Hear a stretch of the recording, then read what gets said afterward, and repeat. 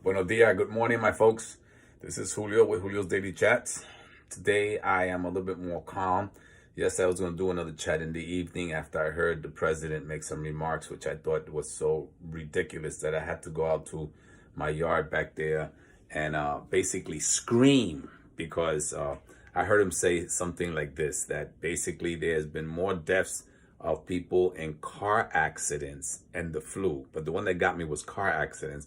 And we never asked the car manufacturers to stop making cars. He's comparing this corona pandemic with car accidents and the fact that we never stopped the car manufacturers from making cars. In other words, that, everything here is pretty cool, and that fact that we should be beginning to start going back to work, and people should start thinking about maybe Easter Sunday, everybody having this humongous mass by going to all the churches and synagogues and all the religious, institutions, and celebrating the fact that everything is back to normal. I mean, this guy is ridiculous. I mean, if this was in any other place other than the fact that we're living in the Twilight Zone, he should have been, some military folks. This is one coup d'etat that I would definitely support, some military folks just walking into the White House, grabbing him on the two sides of his elbows and escorting him out nicely, like they did in Honduras, and they took out the president in pajamas, and taking him out, and basically they taking him to a mental asylum. Unlike the president in Honduras, which was totally undemocratic, this one I would support. It would be totally democratic. The tipo está craqueado. But anyway, the bottom line is he said that, and everybody was commenting on the issues and the fact and what he's saying, and the money that he's going to put out and all this other stuff, and he's making it look like everything is okay. And I said, no, the bottom line for this is all about the Benjamins. It's all about money.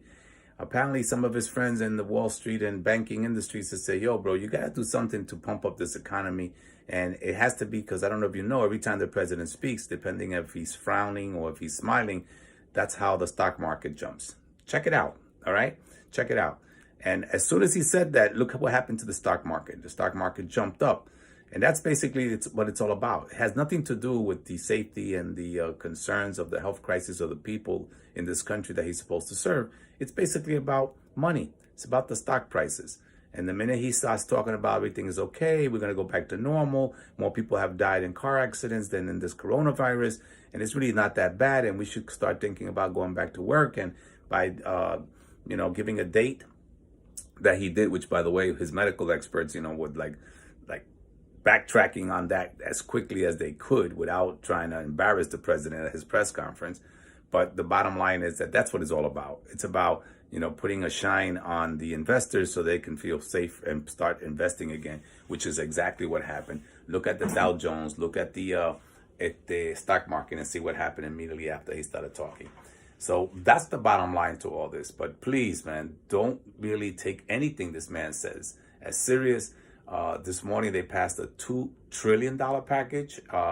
Let's see what that one is about, because that $6 trillion package that they were all negotiating was stalled. So I'm dying to go back to the papers and start reading and analyzing what really happened and how this $2 trillion got passed and what exactly is this all about, because it's always about those who are at the top, who are making the most amount of money, the ones who got the biggest benefits off his major tax breaks, are the ones who want to try to get as much money as possible from this situation. These people don't think like common sense people. It's not about the safety of people. It's about how much money can they make? How much money can they take?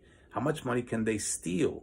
And the bottom line is that that's what, this whole thing is about. So these incentive packages and these packages that they're putting out in terms of helping the people have to be analyzed, because I bet you that for whatever they're putting out, it's always going to be more for the folks who are at the top. These corporations going to be getting incredible incentives and tax breaks, while I want to see what they're really bringing out to the working people, to the people like myself and others like you who are watching, who have lost their jobs, who basically are not working, who have lost whatever business you've been making.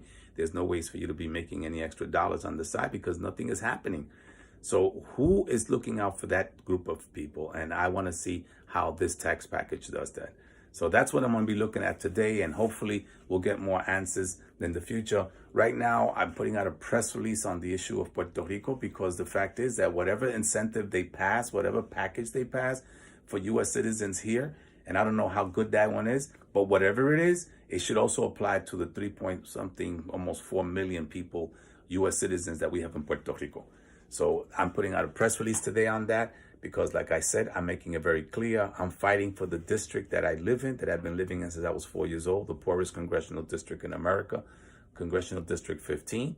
But I'm also going to be fighting for, Puerto Rico, because Puerto Rico has no representation in Congress, and Congress is responsible for Puerto Rico. So therefore, I'm not doing it because I'm Puerto Rican. I'm doing it because every freaking congressman should be looking out for Puerto Rico. And as a candidate for Congress, I'll be looking out for Puerto Rico.